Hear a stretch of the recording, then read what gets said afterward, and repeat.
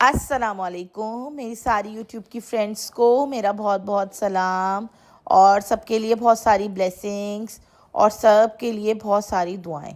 आज ये देखिए मैं अपना चूल्हा मांज रही थी। ये बच्चों ने आज हमारे चाय बनाई और बच्चों की चाय बनाने का मतलब है कि चूल्हे का बेड़ा गर्क। तो तो इतनी मुझे मेहनत लगी मांजने में, लेकिन यहाँ पर ना बड़े तरह तरह के लिक्विड्स मिलते हैं। तो ये मेरा नमाज का भी टाइम हो रहा था और मैं किचन में आई। मैंने कहा लो मैं जल्दी फ्रेश हूँ। मैं फ्रेश होने जाते जाते किचन में आई, देखा तो किचन की हालत गैर हुई हुई। फिर पता है मुझे इतनी मेहनत लगी, मैंने ये चूल्हा लेके इसके ऊपर लिक्विड डाला। लिक्विड भी ऐसा कि आप हाथों पे नहीं लगा सकते, वो लिक्विड हाथों पे खाल उतरने लगती है हाथों। तो इसलिए फिर मैंने ग्लव्स पहन के, और फिर मेरी बेटी ग्लव्स पहन के करती है काम, वो बिल्कुल डिसिप्लिन से बड़ा अच्छा साफ़ सुथरा काम करती ग्लव पहन के। फिर मैंने उसके पैकेट में से एक ग्लव निकाले और मैंने कहा लो पहले मैं चूल्हा साफ़ सुथरा करूँ, किचन साफ़ करूँ, फिर मैं नहाऊँ, फ्रेश हूँ, नमाज़ पढ़ूँ जाके। और ये मेरी असर की नमाज का टाइम था। तो बस फिर मैं फ़्रेश होने लगी कि चूल्हा देखें कैसा साफ़ हुआ, वरना इतना गंदा हो रहा था। आप लोग देखते ना कहते हैं ओहो क्या हालत हो रही है चूल्हे की। खैर बहरहाल आप लोग बताएं आप लोग कैसे हैं, सबके घरों में खैरियत है, सब लोग ठीक हैं। मुझे कमेंट्स में ज़रूर बताया करें आप लोग अपनी खैरियत, अपना हाल अहवाल, अपनी चीज़ें, और मुझे बताइएगा कल का व्लॉग आप लोग को कैसा लगा। कल के व्लॉग पे मेरी बड़ी पसूड़ी पड़ी, मुझे हस्बैंड से बहुत डांट पड़ी। मैं आपको बाद में बताऊंगी किस बात पे मुझे अपने हस्बैंड से डांट पड़ी कल वाले व्लॉग पे। खैर अल्लाह का शुक्र है सब कुछ ठीक है। और बस फिर मैं नमाज़ वगैरह पढ़ के मैं फ़्रेश होके चेंज वेंज करके मैंने कहा लाओ मैं अब अपना काम शुरू करूँ। मुझे आदत है धुले हुए बर्तनों को भी धो के यूज़ करने की, तो बस फिर मैं ये धुले हुए बर्तनों को भी खंगाल के एक यूज़ करती हूँ। और ये मेरा लाइटर है और उसकी ख़त्म हो गई है गैस लाइटर के अंदर। बस फिर माचिस लेके शरीफ लड़कियों की तरह माचिस से मैंने चूल्हा जला लिया ये। और बस आज की जो डिश आप लोगों ने जैसे थंबनेल देख लिया होगा, आज मैं बना रही हूँ शाही टुकड़े। ये बिल्कुल डिफरेंट स्टाइल के शाही टुकड़े हैं, जैसे नॉर्मली बनते हैं जो अथेंटिक तरकीब है ये वो नहीं है, लेकिन अथेंटिक से इजी भी और अथेंटिक से ज़्यादा मज़े की भी है। तो अगर आप लोग को अच्छी लगे, जो कि लगनी चाहिए, देसी मीठे होता है, कभी कभी बंदा पार्टीज़ में दावत में दिल करता है कि इंसान देसी मीठे बनाए, तो देसी मीठों में ये एक बड़ा अच्छा ऑप्शन होता है शाही टुकड़े का। तो ज़रूर आप लोग बनाइएगा, ट्राई कीजिएगा, इंशाल्लाह आप लोग को बहुत अच्छे लगेंगे। और बनते भी बहुत मज़े के हैं, ऐसे बने थे कि माशाल्लाह मैंने सब जगह बांटे थे। और बांटने के बाद बस फिर ये मेरे समझे घर में थोड़े से बचे थे और बच्चों ने सब खा पी के ख़त्म कर दिए थे।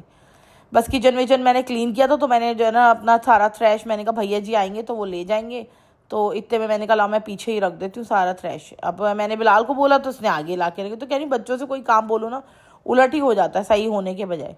खैर बहरहाल बस दूध ये लेके मैंने इसको पकने रख दिया। तकरीबन मैंने 1.5-2 लीटर दूध ले लिया था। पहले मैंने 1 लीटर डाला तो मुझे कम लग रहा था, क्योंकि मैं सही क्वांटिटी में बनाने लगी थी, ज़्यादा क्वांटिटी में। अब ये देखें इसमें 5-6 मैंने इलायचियाँ खोलने की कोशिश करी थी, तो ये बड़ी मजबूत हो रही थी, खुल नहीं रही थी।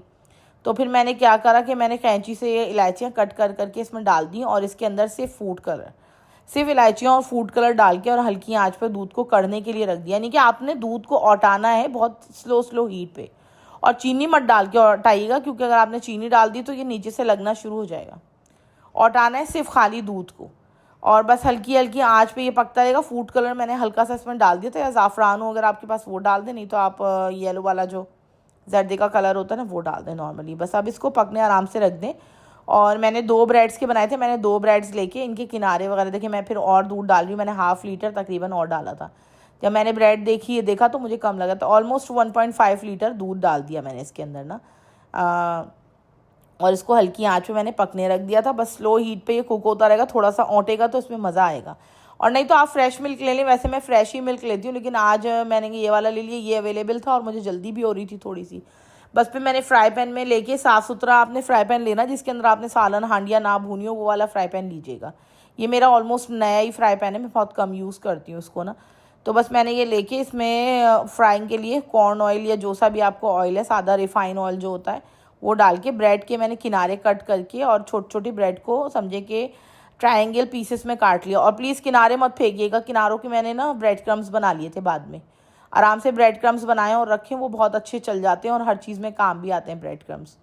और ये कि किनारे प्लीज़ फेंकिएगा मत। और अगर ब्रेड क्रम्स भी नहीं बनाने आप लोगों ने तो प्लीज़ उसको पानी में भिगो के परिंदों को डाल दीजिएगा, लेकिन फेंकिएगा मत, क्योंकि रिस्क को फेंकना अच्छी बात नहीं है। रिस्क की खातिर ही दुनिया में हम लोग सब कुछ काम कर रहे हैं और फिर रिस्क को ही वेस्ट करें तो अल्लाह को तो नागवार गुजरेगा ना। अल्लाह ताला को बुरा लग गया अगर अल्लाह ताला ने रिस्क अल्लाह माफ़ करे तंग कर दिया फिर, तो इसलिए ऐसा काम नहीं करें। तो मैंने तो खैर बाद में ब्रेड क्रम्स इसके बना लेती हूँ और बहुत अच्छे रहते हैं मेरे।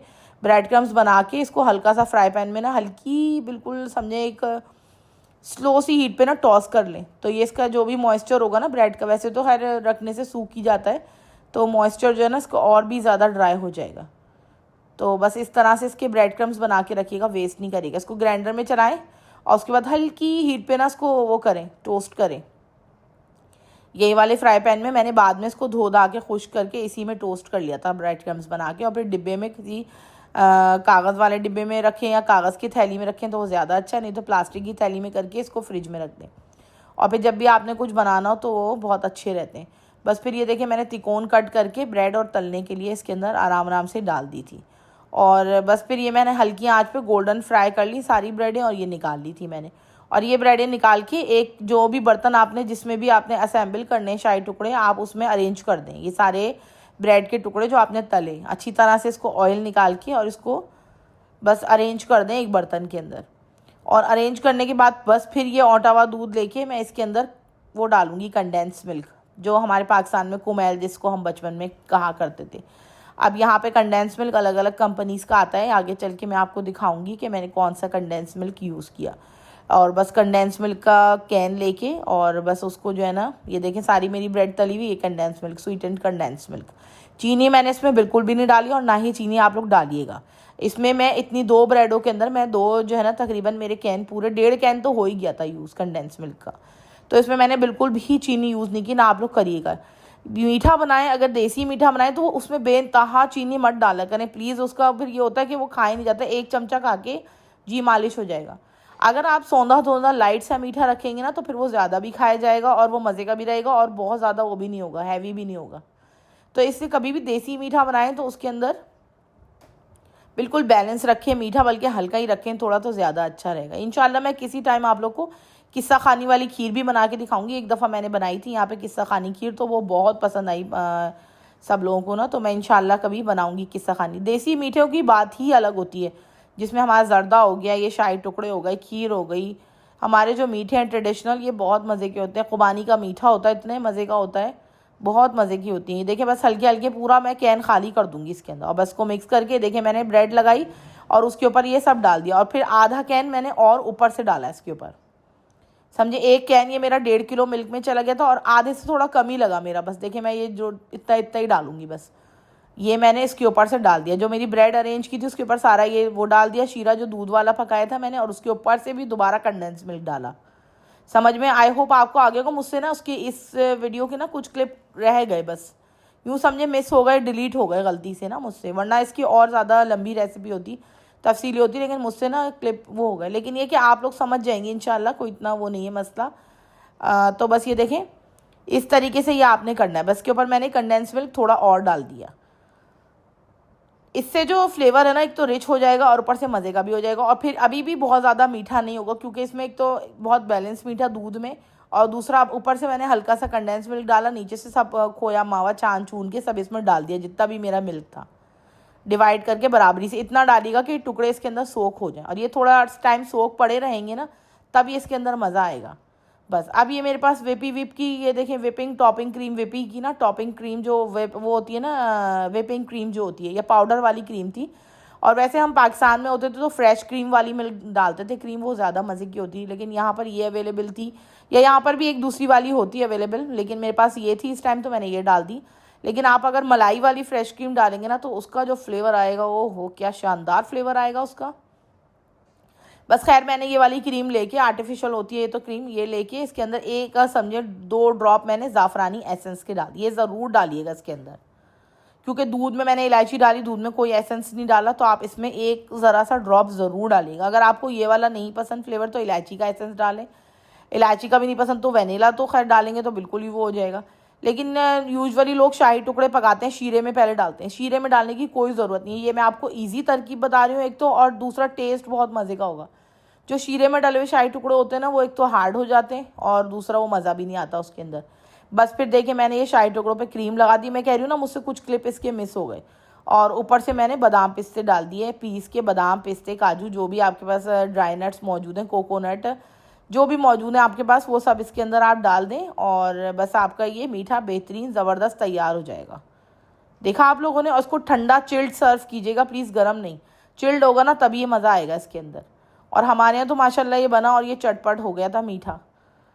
और ज़रूर आप लोग ट्राई कीजिएगा और मुझे फ़ीडबैक दीजिएगा। अगर आप लोग को मेरी वीडियोस अच्छी लग रही हैं तो ज़रूर मुझे बताइएगा कि आपको अच्छी लग रही हैं। वीडियो को लाइक करेंगे, सब्सक्राइब करेंगे, तभी मुझे पता चलेगा कि आप लोगों को वीडियोस पसंद आ रही है मेरी। और मुझसे बहुत सारी गलतियां भी हो जाती हैं क्योंकि मैंने आपको बताया मैं नई यूट्यूबर हूँ, मैं अभी खुद सीख रही हूँ। कल भी मुझसे व्लॉग में गलती हो गई थी बड़ी सीरियस, जिस पे मुझे अपने हस्बैंड से बड़ी डांट पड़ी। इंशाल्लाह मैं किसी और टाइम आप लोगों को बताऊँगी। तो बस अब आप लोग मुझे अपना फ़ीडबैक देंगे तो मुझे समझ आएगा। ये वाली डिश मैंने इसलिए की थी ऐसी क्योंकि मेरी फ्रेंड के यहाँ मुझे भेजना थी ये, और वो जो है ना ड्राई नट्स खाती नहीं है, तो मैंने इसलिए साबित साबित रख दिया ताकि वो हटा के आराम से खा ले। तो बस मैं आप लोग के फीडबैक का मैं वेट करूँगी। और ये रेसिपी बहुत शानदार रेसिपी है और दूसरा बहुत ईजी रेसिपी है। इसमें कोई शीरा वीरा कुछ नहीं पक्का है, बिल्कुल नॉर्मल से ये ऐसे रही है। बस डायरेक्ट मैंने इसको दूध वाले उसमें डिप किया, दूध के समझे कि एक तरीके से दूध का वो रबड़ी सी पका के उसमें मैंने डिप किया इसको। किसी में उसमें मैंने मिक्स नहीं किया इसको, पहले शीरे में डालें फिर दूध में डालें फिर उसके बाद रबड़ी अलग बनाएं, नहीं, कोई ज़रूरत नहीं है। इस तरीके से आप लोग बनाएं, एक तो ईजी और ऊपर से मज़ेदार और ऊपर से टाइम सेविंग रेसिपी है ये। तो ज़रूर आप लोग ट्राई कीजिएगा। बस जो मुझे भेजना था मोहल्ले में इधर उधर वो मैंने सब पैक कर दिया और बाकी मैंने अपने घर के लिए रख लिया। तो बस मैं आप लोग के फीडबैक का वेट करूँगी। बहुत ही लजीज रेसिपी है ये, ज़रूर आप लोग ट्राई कीजिएगा। और बस ये देखें मेरा बेटा निकालने लगा तो मैंने कहा ज़रूर बताना। और ये सोक रहेगा ना तो ये उतना ही मज़े का हो जाएगा। देखें अभी भी नीचे इसके रबड़ी नज़र आ रही है आपको। जिन लोगों को ज़्यादा रबड़ी लेनी इसी के नीचे से ले लें। तो ये देखें कितना मज़ेदार लग रहा है ये। ओके, अल्लाह हाफिज़।